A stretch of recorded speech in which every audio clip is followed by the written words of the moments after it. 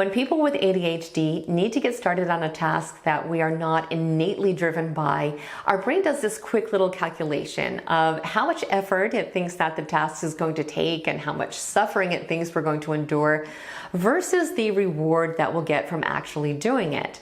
And if the perception is that the effort or the suffering is going to be greater than the reward, then it's going to feel impossible to do that task because our brain has already decided that it is not worth it. And this is one of the biggest struggles that we can face when approaching tasks like cleaning and decluttering, because unless there's a sense of urgency because someone's coming over in 2 hours or something that we desperately need is lost inside the chaos somewhere, it's usually a completely losing battle. So today I want to share with you 3 sneaky little hacks that can greatly help in lowering our perception of the effort and suffering that's associated with cleaning and decluttering, which can directly result in successful task initiation and therefore a much cleaner and more organized home. Now, if you're new here, my name's Nina, and not only do I have ADHD myself, but I also struggled greatly with clutter for years, so I know this internal battle very well. And something that I learned from working with countless other people who share this struggle is that for people with ADHD, often the hardest part of completing a task is simply getting the willpower to get started. So the 3 specific tricks I use have to do with this aspect of the process, and they all have to do with the idea of not starting from zero. We are not going to be able to just cold turkey jump into a task that we're not fond of, especially if we have to start on something new, like decluttering an area of our home that we haven't worked on yet. So I have found that in order to get over this hurdle, there are 3 different approaches that we can take.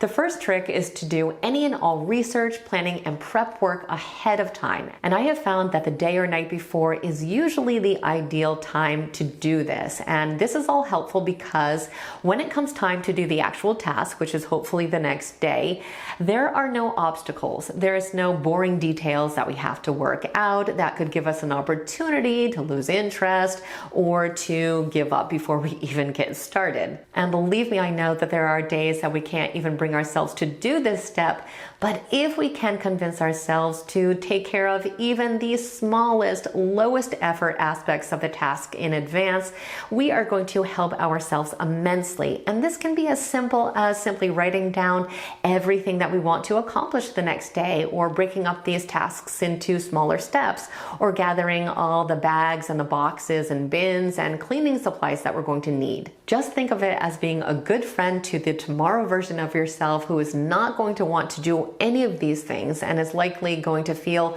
overwhelmed and distracted during this setup phase and not want to continue. But if we know that today all we really need to do is the prep work, we can usually drag ourselves to do it, especially if these things are pretty mindless and easy.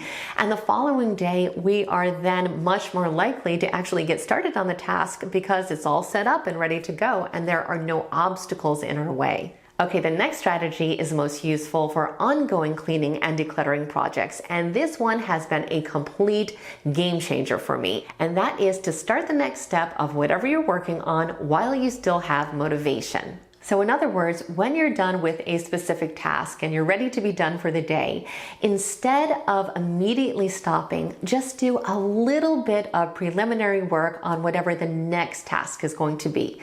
Again, the hardest part for us really is task initiation. So if we can initiate the new task while we still have energy, even if we just get like 5 minutes into it, it's going to be so much easier for us to pick it back up tomorrow than it would be to start from complete scratch. We've already been introduced to it. Maybe we've even gotten a little emotionally invested. So the resistance we're going to feel to working on it again is going to be significantly less than if we were starting from zero. Trust me on this. So for example, if you are done decluttering the bathroom, let's say, and you know the next thing that you're going to declutter is the garage, Do not wait for the following day. Go right now and fill up a box, or at least go in there and figure out what your strategy is going to be and do whatever that first step is going to be. Remember, people with ADHD really are much more likely to continue with a task than to actually start a task. So this strategy works incredibly well. Use the motivation and use the energy while you have it to set yourself up for the next day. Now, the third strategy is something that I mentioned a few weeks ago in a video, and several of you have said that this was the first thing that has ever worked for you. So I want to go ahead and reiterate it just in case you missed it, and that is to get moving before you even try to start cleaning and decluttering. As I said earlier, we cannot expect ourselves to just jump off the couch when we're relaxing and then suddenly start cleaning, especially when we hate cleaning. Motivation does not work that way, so we have to steal motivation from something else. And one way we can do this is to kind of trick ourselves by doing something physical that we enjoy for a while and get ourselves moving, and then transfer that energy and that motivation into the new task. What I do personally is either a little bit of yoga, or I go for a walk or a run. I love all of these activities, so I know even if I am relaxing, I can usually bring myself to do them.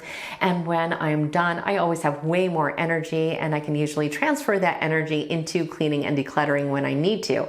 Now, before I learned this trick, I would just kind of sit in bed and dread doing these tasks, and I could never really muster up the energy to get them done. So this has really changed everything for me, because it was just so hard, and it's still so hard for me. And so this is a trick that I actually use a lot. But honestly, all three strategies have been life-changing for me, because task initiation has always been a struggle and a huge obstacle in the way of me being able to have a clean and organized home, which I do actually now have. So these strategies absolutely do work. And if you feel like you need a little bit more help and support in this area, I do have an ADHD cleaning and decluttering playlist that I will go ahead and link in the description box below, so you will have it.